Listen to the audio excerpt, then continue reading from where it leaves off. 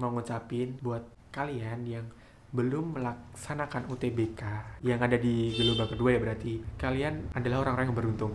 Kalian udah tahu cerita-cerita di gelombang pertama tuh kayak gimana, ada soal-soal kayak gimana. Jadi persiapkan diri kalian secara matang di gelombang kedua nanti dan semoga keberuntungan menghampiri kalian. Hai guys, balik lagi sama Panji di sini, dan di video kali ini aku bakal memberikan update terbaru tentang UTUL UGM 2020 sekaligus membahasnya karena ini menimbulkan pro dan kontra kayak gitulah. Walaupun nggak seberapa sih, tapi aku pengen membahas hal ini kayak gitu guys. BTW, aku sekarang ada di kosan tuh. Ini ada kasurku belum aku sprayin, terus belum ada bantal. Aku sebelumnya pengen ngucapin ke kalian yang udah melaksanakan UTBK di tanggal berapa sih? Dari hari Minggu gak sih? Minggu itu tanggal 5 gak? 5, 6, 7, 8, 9. Sekarang tanggal 10 Jumat. Minggu, Senin, Selasa, Rabu, Kamis, Jumat. 5, 6, 7, 8, 9, 10. Berarti benar. Tanggal 5, oke? Aku gak bisa bayangin kalau misalkan aku di posisi kalian kayak gitu. Beberapa subscriberku sekaligus followersku di Instagramku itu dia curhat ke aku. Ada beberapa orang yang curhat ke aku. Dia bilang soal UTBK-nya susah banget, terus kayak aku rasa gagal kayak gitu. Terus ya ampun, kayak yang aku pelajari itu gak keluar kak kayak gitu. Aku tuh dulu kayak gitu. Ada beberapa macam soal yang aku pelajarin dia gak keluar, dan ada soal tapi soalnya tuh bukan bentuk baru kayak gitu loh. Kan tahun ini bentuknya bener-bener baru, ada yang bahasa apalah, bahasa panda apa alien gitulah, yang kayak bingung kalian itu loh. Ya ampun, aku kayak sedih banget sama kasihan. Sebenarnya tuh boleh ada soal gituan, tapi ya sebelumnya tuh sebulan sebelumnya kayak apa 2 bulan sebelumnya tuh dikasih tahu gitu loh, nanti bakalan ada soal bentuk baru yang bla bla bla bla bla bla bla bla gitu loh. Nggak langsung tiba-tiba kok dikasih gitu kan. Ya alhamdulillah kalau kalian bisa ngerjain, tapi coba lihat deh kayak teman-teman kalian yang nggak bisa gitu loh, kasian banget sih, kayak ya ampun. Tapi aku berpesan ke kalian jangan terlarut dalam emosi kalian ini. Kalian tetap optimis, jangan pernah pesimis, jangan pernah putus asa. Yakinlah kalau usaha kalian itu akan menghasilkan sesuatu yang baik pula, oke? Usaha kalian itu udah bener-bener keras. Aku yakin usaha kalian itu bener-bener matang gitulah. Kita tinggal tunggu hasilnya aja gitu. Semoga aku dapat kabar baik dari kalian gitu. Balik ke topiknya guys. Di sini aku bakalan membahas tentang pro dan kontra yang sebenarnya nggak gitu-gitu amat sih, tapi ini menurutku kayak menimbulkan pertanyaan besar gitu. Terus aku juga dapat requestan dari kalian, salah satu dari kalian yang bilang kalau kak tolong dong berpendapat tentang penilaian UTUL 2020 ini gitu. Kan ini beda banget, ini bener-bener baru pertama kali diadain kayak gini. Biasanya UTUL tuh ujian lagi, karena UTUL tuh penyelamat bagi kalian yang nilai SBM-nya jelek, nilai UTBK-nya jelek, nggak keterima SNM gitu. UTUL tuh jalur satu-satunya sebagai penyelamat kalian, kayak SIMA UI lah kayak gitu. Pokoknya jalur mandiri itu jalur yang menyelamatkan kalian. Nah, apakah di UTUL 2020 ini kalian akan terselamatkan dengan bentuk penilaian baru seperti ini? So, kita bahas bareng-bareng. Oke. Nah, sebenarnya aku tuh juga shock sih. Awalnya shock banget updatean yang bilang kalau soalnya itu cuma TKD Sosum atau Saintek aja, itu aku udah kayak bener-bener shock. Apalagi ditambah dengan updatean terbaru yang mengatakan jika UTUL tuh nggak ada ujian tulisnya.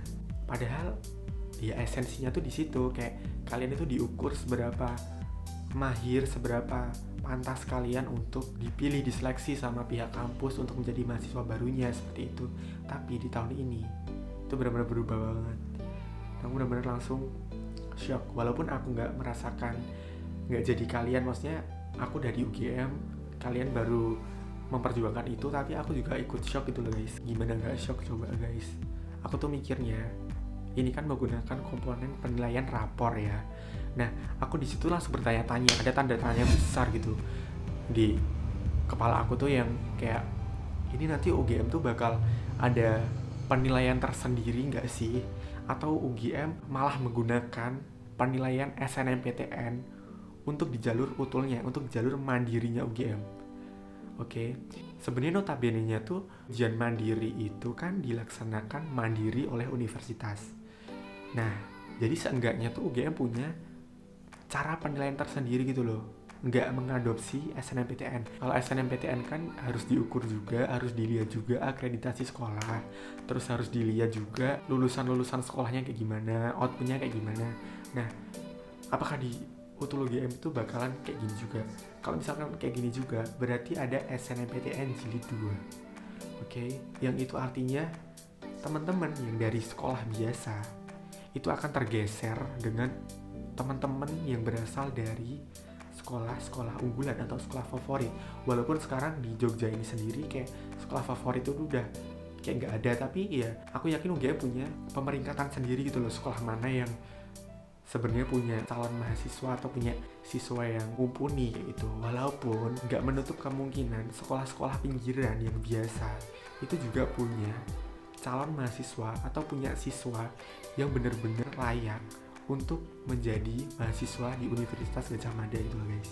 Aku kayak bingung aja, UGM punya penilaian tersendiri apa pakai penilaian SNMPTN gitu. Itu juga kayak berhubungan sama keadilan gitu lah guys. Ya kan, coba bayangin dong, aku dulu ya sekolahnya di pinggiran. Aduh, aku sekolahnya tuh dulu cuma di kecamatan guys. Aku tuh nggak masuk kabupaten, nggak masuk kota. Aku tuh sekolahnya di kecamatan, for information ya. Nah di situ tuh kayak nggak ada anak satupun yang lolos SNMPTN di UGM. Oke, aku juga lulusan terbaik, ya 3 besar terbaik. Terus aku setiap tahunnya juga masuk ranking paralel. Itu kayak nggak lolos SNMPTN. Temenku yang biasa aja, itu dia bisa lolos. Coba bayangin, kalau dulu di tahunku juga ada sama kayak gini, apakah aku bisa kuliah di sini gitu? Tanpa adanya bantuan Utul tuh aku nggak bakal bisa kuliah di sini guys. Nah aku tuh bukan berharap buat apaan, tapi semoga aja nih UGM itu tidak melakukan pemeringkatan sekolah atau tidak membeda-bedakan asal sekolah kalian. Kalau UGM menggunakan pemeringkatan, ya wassalam. Teman-teman yang dari SMA biasa aja, ya kecil kemungkinan untuk lolos kayak gitu guys. Oke, kan banyak tuh anak-anak SNM yang dari sekolah favorit yang nilainya bagus-bagus, itu yang nggak lolos SNMPTN, terus dia nggak lolos UTBK amit-amitnya kayak gitu. Dia mencoba Utul, terus dia lolos, itu kan ya bakal mempengaruhi kelulusan teman-teman yang dari sekolah yang biasa kayak gitu. Terus juga nih ya, yang kedua itu kan tadi aku kayak berpikir apakah UGM punya penilaian tersendiri apa enggak gitu.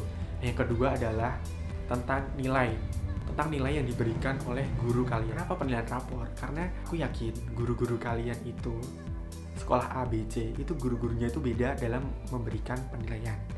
Ada guru yang benar-benar loyal kepada siswanya, ada guru yang benar-benar kayak punya standar tinggi gitu.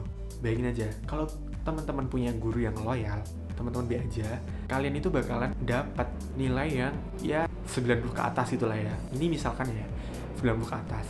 Terus buat teman-teman yang di sekolah lain yang gurunya itu punya grade tinggi, itu dia tuh pinter banget, tapi cuma dapat nilai ya 88 apa berapa kayak gitu. Nantinya itu bakal mempengaruhi rata-rata nilai kalian gitu. Jadi ini tuh kayak kesubjektifan guru gitu loh. Seharusnya itu guru kan menilainya itu objektif kan.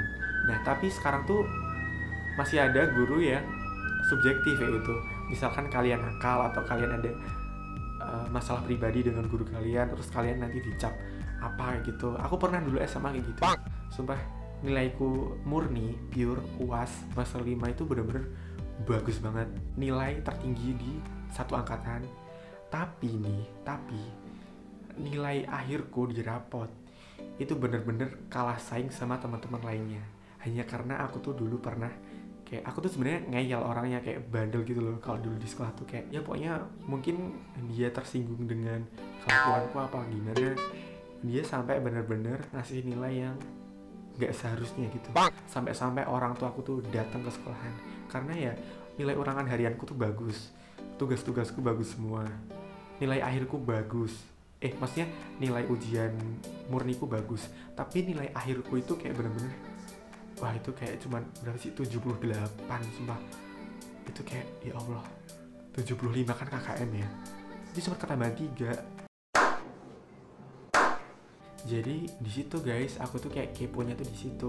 Aku kayak nggak setujunya diadain penilaian dengan menggunakan komponen rapor tuh ya kayak begini nih. Pertama tentang sekolah kalian, kedua tentang kesubjektifan guru kalian dalam memberikan nilai. Sebenarnya kayak gitu tuh bukan menjadi tolak ukur atau menjadi indikator berapa pantas kalian untuk menjadi mahasiswa baru gitu. Oh ya, satu lagi, subscriberku dan juga followers Instagram itu dia nge-DM aku, dia bilang, Kak, sumpah di tempat ujianku tuh mereka kayak keluar ruangan, keluar kelas untuk ke kamar mandi, terus dia buka contekan, buka handphone. Ada yang bilang kalau soal UTBK-nya tuh udah bocor duluan, kalau ujian yang berbasis online kayak gini, ini kan juga CBT ya, computer based test ya. Itu takutnya kayak gitu, ada yang bocor-bocor gitu-gitu. Enaknya di UTUL tuh ya rahasianya terjamin, gitu-gitulah. TPA pun kalian nggak tahu kan soal TPA UTUL kayak gimana, karena naskah soal UTUL yang TPA itu ditarik lagi sama panitia, jadi itu benar-benar rahasianya milik UGM. Kalau yang TKD U sama TKD Sosum kan dikasih, kalau yang TPA tuh ditarik lagi kayak gitu guys. Tapi di sini ada sisi positifnya sih guys, kalian harus ya legowo gitu.